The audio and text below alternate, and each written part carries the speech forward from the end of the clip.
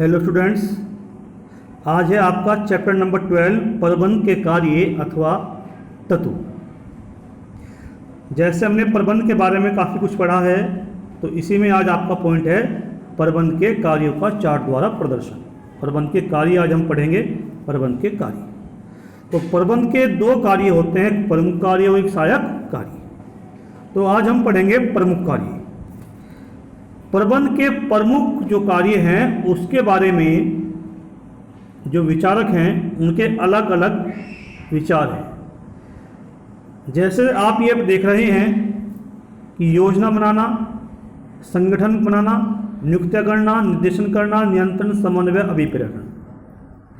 लेकिन यहाँ पर नीचे लिखा है कि विलियम्स ए फोकस तथा आर.सी. डोविस ने प्रबंध के 3 कार्य बताए हैं: नियोजन, संगठन, नियंत्रण। George S. क्लाइड तथा टेने ब्राउन वेसलर तथा मसारिट ने प्रबंध के निम्नलिखित 4 कार्य बताए हैं। E.F.L. ब्रेच ने भी प्रबंध के निम्नलिखित 4 कार्य बताए हैं। कुंटज और डोनेल के अनुसार प्रबंध के निम्नलिखित 5 कार्य हैं और अर्नेस्ट डेल ने प्रबंध के निम्नलिखित 7 कार्य बताए हैं। लेकिन हम जो यहाँ पर कार्य पढ़ रहे हैं वो जो कार्य सभी ने बताए हैं, जो सभी के मिलाकर जो मुख्य मुख्य कार्य सभी ने बताए हैं, हम उनको मुख्य रूप से पढ़ेंगे। जैसे सबसे पहले है नियोजन करना व योजना बनाना, यानी कि जब कोई व्यापार शुरू होता है, प्रबंध का कार्य शुरू होता है, तब किस प्रकार कार्य चलता है। तो सबसे पहले तो कोई भी व्यापारी अपने व्यापार को चलाने के लिए नियोजन करेगा, योजना बनाएगा, प्लानिंग करेगा। जैसे आप देख रहे हैं यहाँ पर लिखा है M.E. हर्ले के अनुसार क्या करना चाहिए था, पहले से ही निर्णय लेना नियोजन है। यानी क्या करना, कैसे करना, क्यों करना, इन सब बातों का पहले से ही निर्णय कर लेना चाहिए। जैसे आप देख रहे हैं कि नियोजन भविष्य के क्रम में देखने की विधि अथवा कला है। यह भविष्य की आवश्यकताओं का पूर्वानुमान लगाता है, जिससे निर्धारित लक्ष्यों की दृष्टि में किए जाने वाले वर्तमान प्रयासों को उनके अनुरूप बनाया जा सके। और नीचे आप पढ़ रहे हैं कि किसी भी कार्य को प्रारंभ करने से पूर्व उसके प्रत्येक पहलू पर भली भांति विचार कर लेना ही नियोजन है। नियोजन के क्षेत्र में निम्नलिखित क्रियाओं को सम्मिलित किया जाता है। क्या है? नंबर 1, लक्ष्य निर्धारित करना कि हमें क्या करना, पूर्वानुमान लगाना। पहले से पूर्वानुमान लेना चाहिए कि हम जो कार्य कर रहे हैं उसका फला परिणाम होगा। नीतियां निर्धारित करना, कार्यक्रम निर्धारित करना, नियम बनाना, समय तालिका बनाना, कार्य विधि करना, बजट बनाना, मोर्चाबंदी करना, ये सब कार्य नियोजन के अंतर्गत आते हैं। नंबर 2 है आपका संगठन, यानी कि कर्मचारियों का एक संगठन तैयार करना कि कौन कौन व्यक्ति क्या क्या कार्य करेंगे। पैकिंग वाले कार्य अलग, क्रय विभाग वाले का व्यक्ति अलग, सभी व्यक्ति का अलग अलग संगठन तैयार होना चाहिए। जैसे आप पढ़ रहे हैं इसमें संगठन का अर्थ मैकफॉरलैंड के अनुसार संगठन का आशय व्यक्तियों के समूह से है जो निर्धारित लक्ष्यों की प्राप्ति के लिए मिलकर कार्य करते हैं। उर्विक के शब्दों में संगठन का अर्थ है यह निर्धारित करना कि किसी उद्देश्य को प्राप्त करने के लिए क्या क्रियाएं करना आवश्यक है तथा इनको ऐसी श्रेणियों में बांटना जिन्हें अलग अलग व्यक्तियों को सौंपा जा सके। मगर व्यापार, वाणिज्य तथा उद्योग के विभिन्न साधनों में प्रभावपूर्ण सहकारिता स्थापित करने की कला का नाम ही व्यावसायिक संगठन है। यानी कि व्यक्तियों के अलग अलग समूह तैयार करना, उनमें संगठन बनाना ही संगठन का कार्य है। अगला है आपका नियुक्तियां करना, यानी कि व्यापार के अंदर ऐसे व्यक्तियों की नियुक्ति करना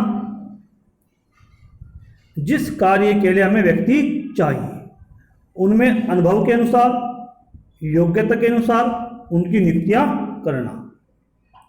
जैसे आप पढ़ रहे हैं कि आवश्यक कर्मचारियों की योग्यता एवं संख्या का पूर्वानुमान लगाना पड़ता है तथा इसी के अनुसार चयन की प्रक्रिया अपनाई जाती है। प्रबंध के इस कार्य में निम्नलिखित बातों का समावेश होता है, यानी कि हमें किस कार्य के लिए किस योग्यता के कितने व्यक्ति की आवश्यकता है, इसका पूर्वानुमान हमें पहले से लगा लेना चाहिए, तभी हम कर्मचारियों की नियुक्ति करेंगे। जैसे कर्मचारियों की नियुक्ति करना, उनके प्रशिक्षण की व्यवस्था करना। अगला है उनके कार्य का मूल्यांकन करना, अच्छे कार्य करने वाले कर्मचारियों को पदोन्नति देना तथा ठीक न करने वाले कर्मचारियों को दंडित करना अथवा कार्यमुक्त करना, उनके लिए संतोषजनक परिश्रम की व्यवस्था करना, उन्हें प्रबंध के निर्णयों में सम्मिलित करना, कर्मचारियों के प्रति संदेश वहन की उचित व्यवस्था करना और श्रमिक की कार्यकुशलता में वृद्धि करना। अगला है निर्देशन, डायरेक्शन करना, यानी कि उन्हें समय समय पर उन्हें निर्देशन देना, उनका पर्यवेक्षण करना, उनके कार्यों को चेक करना, यह भी प्रबंध का एक मुख्य कार्य है। जैसे आप देख रहे हैं कि साधारण बोलचाल में निर्देशन का अर्थ अन्य व्यक्तियों से कार्य कराना है, परंतु प्रबंध के कार्यों में निर्देशन का अधीनस्थ कर्मचारियों का पथ प्रदर्शन व पर्यवेक्षण करना होता है। और नीचे यहाँ पर लिखा है प्रोफेसर थियो हेमन के अनुसार निर्देशन के अंतर्गत उस प्रक्रिया एवं तकनीकी को सम्मिलित किया जाता है जिनका उपयोग निर्देशों को निर्गमित करने और यह देखने के लिए किया जाता है कि सभी कार्य पूर्व निश्चित मूल योजना के अनुसार हो रहे हैं या नहीं।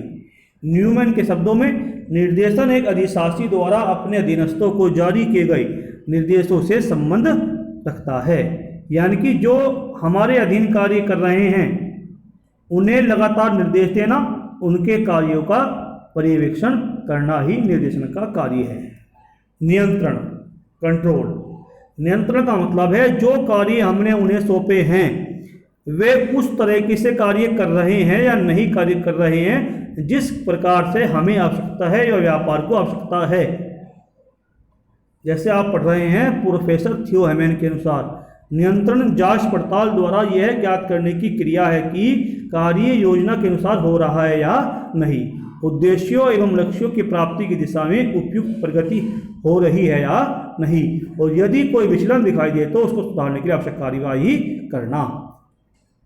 यानी कि जो कार्य हमने जिस व्यक्ति को सौंपे हैं वह कार्य उस प्रकार से कर रहा है या नहीं कर रहा है, यह भी कार्य होना चाहिए। अगला है समन्वय। समन्वय का मतलब है कि सभी व्यक्ति एक जैसा कार्य करें।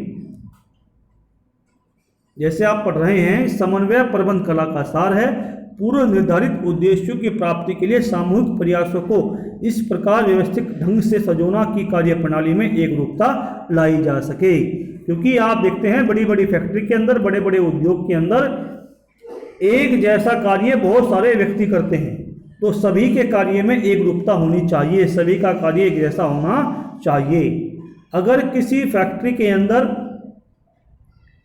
अगर हीरो बाइक की फैक्ट्री के अंदर, कंपनी के अंदर जो व्यक्ति बाइक बनाते हैं, सभी का एक ही काम है, सभी का काम है बाइक बनाना, लेकिन सभी व्यक्ति अगर अलग अलग तरीके से बाइक बनाएंगे तो उसके उत्पादन में एक रूपता नहीं आएगी, जिससे वह बाजार में नहीं बिक पाएगा। और अगला कार्य है आपका अभिप्रेरणा, यानी कि मोटिवेशन, यानी कि अपने अधीनस्थ कर्मचारियों को लगातार प्रेरित करना, कार्य करने की भावना उनके अंदर पैदा करना।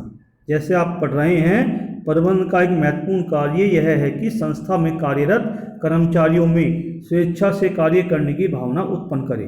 मनुष्य एवं मशीन में केवल इतना ही अंतर है कि मशीन की भांति श्रमिक से स्विच दबाकर कार्य नहीं कराया जा सकता, अतः उन्हें अभिप्रेरित करना आवश्यक होता है। अभिप्रेरणा प्रबंध का हृदय होती है। यह उत्पादन के विभिन्न साधनों में एक सक्रिय व सजीव साधन है जो कि अन्य निष्क्रिय साधनों को गति देता है। अभिप्रेरणा के अंतर्गत श्रमिक में कार्य करने की रुचि उत्पन्न करना व उस रुचि में वृद्धि करना, विकास के लिए हार्दिक इच्छाएं उत्पन्न करना आदि क्रियाएं सम्मिलित होती हैं। यानी कि आप अपने अधीनस्थ कर्मचारियों में दो प्रकार की अभिप्रेरणाएं पैदा कर सकते हैं, एक मौद्रिक और एक गैर मौद्रिक। मौद्रिक का मतलब है पैसे इसका लालच देकर, और गैर मौद्रिक का मतलब है पैसे ना देकर, बिना पैसे का शाबाशी देकर। शाबाशी देकर गैर मौद्रिक और पैसे देकर मौद्रिक। यानी कि हमेशा आपको अगर अपनी व्यापार को, अपने संगठन को अच्छा चलाना है तो आपको अपने कर्मचारी को अभिप्रेरित करना पड़ेगा, उन्हें हमेशा मोटिवेट करना पड़ेगा, तभी वह कार्य कर पाएंगे। धन्यवाद।